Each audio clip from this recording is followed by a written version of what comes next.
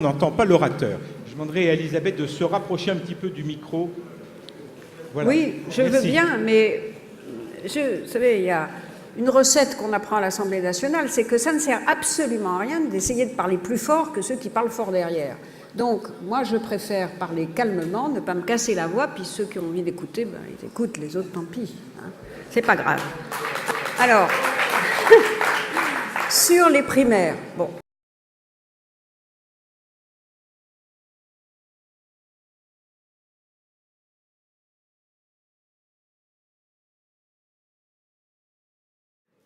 Sur le non-cumul des mandats, ça fait longtemps que nous en parlons. D'ailleurs, nous avons été les premiers, nous la gauche et nous les socialistes, à proposer des lois et à le faire entrer dans les faits.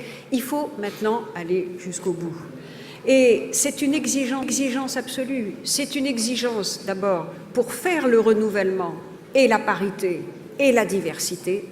C'est ensuite, au point où nous en sommes, une condition de la crédibilité de cette promesse que nous avons faite, mais de la crédibilité de l'ensemble de nos propositions.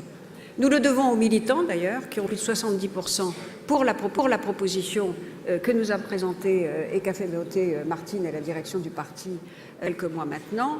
Et puis, je dirais aussi que c'est vraiment une condition pour que nous arrivions à rénover la vie politique comme nous le voulons, c'est-à-dire à faire en sorte que le Parlement exerce son rôle, pour rénover le Parlement, faire en sorte que les parlementaires puissent y être plus assidus et pour que la décentralisation continue à faire de nouveaux progrès.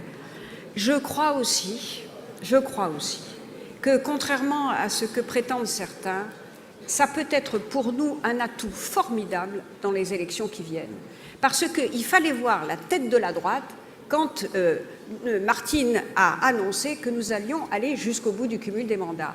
Ils ne savent pas comment se dépatouiller avec ça. Nous devons les mettre face à leurs responsabilités et je suis persuadée que nous saurons faire de cette proposition, dans les termes où elles ont été avancées tout à l'heure, un atout électoral qui nous permettra justement de prendre l'avantage.